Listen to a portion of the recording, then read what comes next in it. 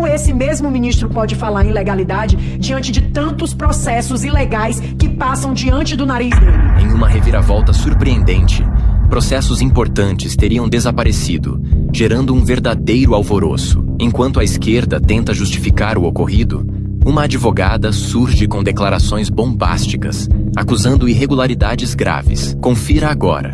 Diante de um sistema injusto e perseguidor. Hoje ainda temos muitas pessoas presas. Pessoas como o caso do Marco Alexandre, que está 1 ano e 8 meses preso preventivamente, sem denúncia. Isso é de arder os ouvidos de qualquer advogado. Temos outros, como o caso do Lucas Brasileiro, que retornou à prisão por risco de fuga de terceiro. Outras pessoas fugiram e o ministro acreditou que os outros fugiriam também, mesmo ele cumprindo medidas cautelares como o uso de tornozeleira eletrônica de forma abusiva, porque o CNJ prevê a revisão de 3 em 3 meses e nunca foi revisado o uso da tornozeleira eletrônica. Ele estava em casa quando foi preso. E a alegação é essa, risco de fuga. Os demais que continuam presos também estão presos por risco de fuga. Preventivamente. Na verdade, a gente pode dizer que não é uma prisão preventiva. Eles estão cumprindo pena antecipada, o que é proibido no nosso ordenamento jurídico. Mas, senador, eu gostaria muito de não estar aqui hoje pedindo que o devido processo legal seja cumprido, que as garantias constitucionais dessas pessoas sejam preservadas. Eu não queria, de fato.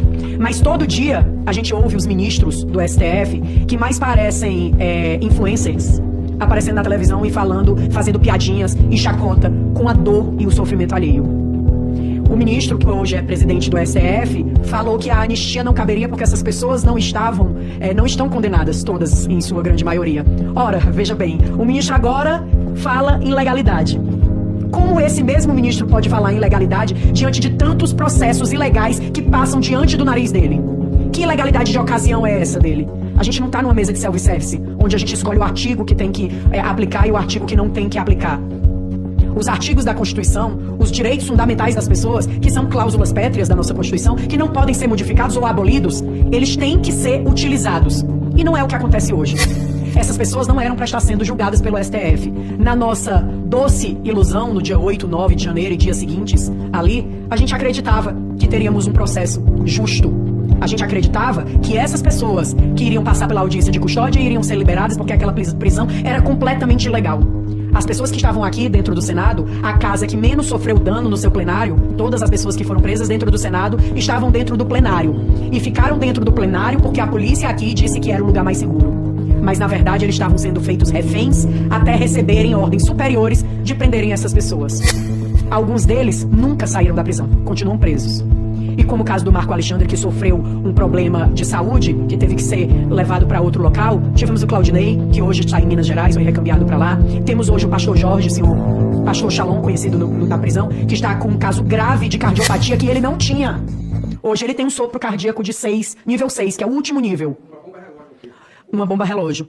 E com todos os estudos e doutrinas médicas, ele é meu cliente, senador, eu coloquei no processo dele um pedido de prisão humanitária para tratamento de saúde. E a PGR, que outrora tinha aceitado a soltura dele, mas que o ministro não soltou porque ele tinha um nome igual de um criminoso. Esse caso é bastante conhecido dos senhores. O nome dele é igual de um criminoso falecido já há muito tempo. E a PGR já tinha deferido a soltura dele, se manifestado pela soltura, e o ministro deixou preso por conta desse homônimo. Hoje ele padece de um problema no coração e a mesma PGR se manifestou que ele passasse por uma junta médica. Não sabemos se ele irá passar pela junta médica essa semana ou se mesmo ele irá aguentar passar pela essa junta médica. Mas estão brincando com a vida alheia, com a vida das famílias que estão aqui fora sofrendo. E se fosse o pai de vocês, como é que seria? É muito bonita a história do golpe, da tentativa de golpe de Estado. Até daria uma série bonita do Netflix ou de algum canal de streaming. A história do Homem-Bomba, que usava fogos de artifício, parece que a gente está diante de um festival folclórico. Um golpe sem armas, pessoas sem poder de dar o golpe, ninguém para assumir aquele poder quando o golpe fosse dado, pessoas que esperaram a polícia chegar, grandes criminosos que esperam a polícia chegar. Diferente daqueles que essa justiça, que se diz justiça, não foi capaz de ir atrás, que foram os que escalaram os prédios do Congresso.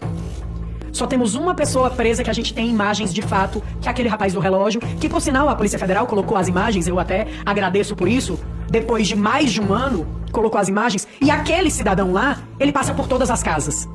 2 minutos depois dos manifestantes chegarem na frente do Congresso, aquele cidadão já estava dentro da sala das lideranças, tocando fogo na sala das lideranças. E eu questiono a quem não conhece, quem está assistindo em casa, que não conhece o Congresso. Alguém de vocês sabe onde é a sala da liderança aqui no Congresso? Porque ela não é exposta para todo mundo. Então só sabe quem conhece. O que é que esse homem 2 minutos depois estava fazendo lá tocando fogo? Sozinho. Posteriormente ele estava na Praça dos Três Poderes, jogando pedra na polícia. Depois, ele estava dentro do Palácio do Planalto derrubando o relógio. O mesmo homem. Um homem foi capaz de danificar a Praça dos Três Poderes. Ele está preso, mas também justifica uma condenação de 17 anos. Quebrar vidraça é tentativa de golpe de Estado? Se for, eu desconheço tudo que eu estudei sobre golpe. Sobre os golpes que foram dados nesse país. Talvez um dia a gente tenha o prazer de ouvir essa história sendo contada de forma diferente. Porque na realidade o golpe quem levou fomos nós. Porque hoje... Eu disse até em outra oportunidade aqui, senador, quando a gente tem... O golpe de Estado é muito simples. Um poder ele se sobrepõe a todos os outros e alguém usurpa daquele poder legitimamente eleito, como o ministro Alexandre de Moraes adora colocar nas peças dele. Um governo democraticamente eleito pela população. Mas o ministro Alexandre de Moraes não diz que ele que está usurpando esse poder.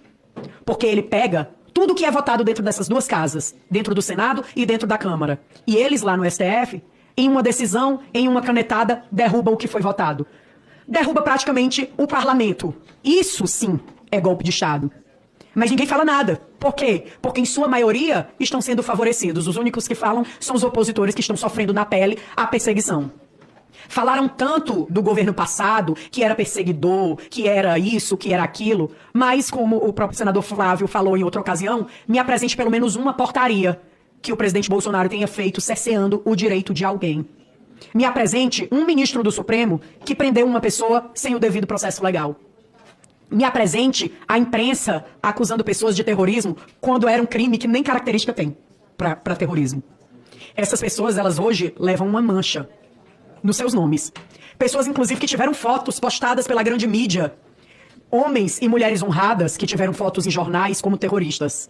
Em uma página esquematizada por esse controle, onde a página dizia contra-golpe e trazia a foto das pessoas que se manifestavam. A manifestação, ela quando é de forma pacífica, ela é permitida pela nossa Constituição. Mas eu retorno ao meu início.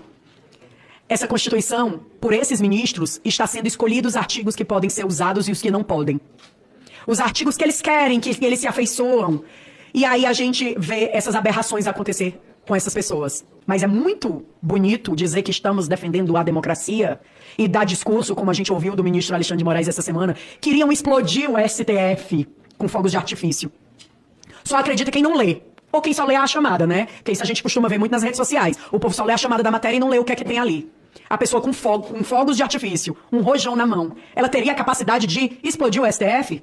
Será? Ou explodir qualquer prédio que seja? Será que isso aconteceria? Mas o mais hilário desse novo episódio da série 8 de janeiro, além da história do deputado Gaia, que supostamente iria financiar um golpe de Estado quando ele não era nem deputado. Então, assim, a gente viu golpe de Estado sem arma, a gente viu financiamento com dinheiro público que ainda não tinha dinheiro público, então era um financiamento fiado. Financiamento de golpe fiado, é a nova modalidade. Golpe com bala de gude e agora explosão de prédio público com fogos de artifício. Eu acho que nem se a gente for para uma revistinha em quadrinho para a criança não vai se divertir tanto quanto essa história que esses ministros criaram. E o ministro disse nessa mesma fala, senador, que isso tudo foi criado pelo gabinete do ódio. Um gabinete que eles criaram na vã ilusão deles, na cabeça deles. E ontem eu questionei na entrevista que eu estava dando, e faço o questionamento aqui novamente, se ele tiver a oportunidade de me ouvir. Eu não sei se ele faz terapia, o ministro, deveria fazer, se não fizer, mas a terapeuta dele devia dizer que nem tudo é culpa dos outros. Que às vezes a gente tem culpa nos problemas. E hoje, se a gente tem um país polarizado, pessoas com ódio, pessoas doentes mental, como aquele rapaz que foi lá e se explodiu o rojão, né, na cabeça. A culpa é sua, ministro Alexandre de Moraes. O senhor teve a oportunidade e tem a oportunidade diariamente de pacificar esse país, mas escolhe não fazer. Escolhe deixar pessoas inocentes presas. Escolhe deixar pessoas com problemas de saúde grave padecendo dentro de um presídio. E aí eu trago aqui também a história do senhor Sérgio Amaral, que foi transferido da Papuda para o hospital na sexta-feira com um caso grave de pancreatite e passou por uma cirurgia. Todos os familiares que estão aqui sabem o quanto é doloroso você se sentir impotente nessa situação. O sentimento da gente é esse, é de impotência. Eu estudei, eu me formei, eu me especializei, eu sento e eu estudo toda hora sobre uma saída.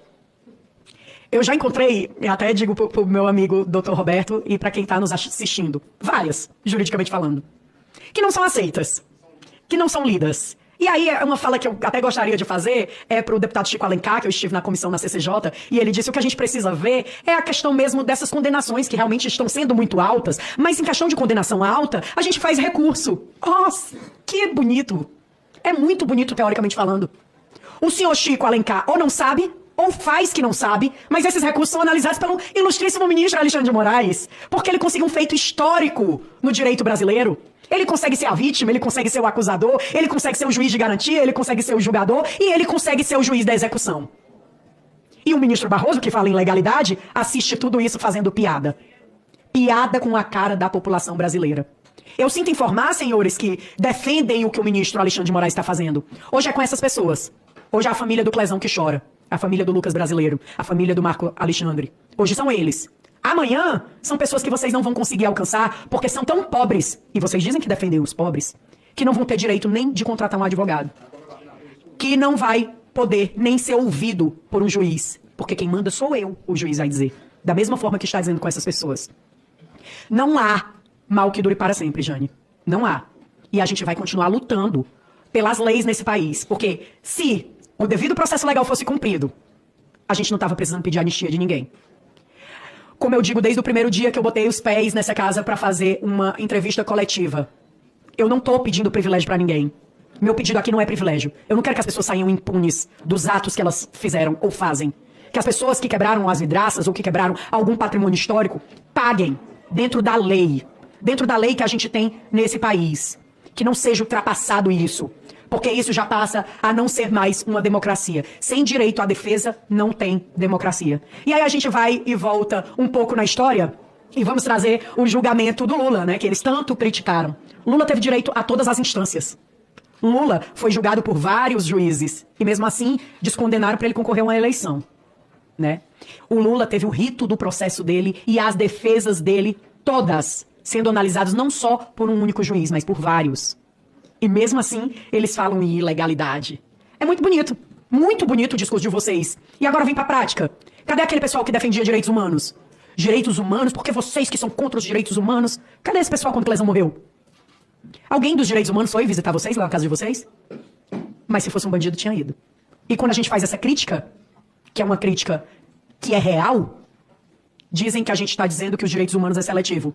Agora me responda, depois de mais de um ano, os direitos humanos é ou não seletivo?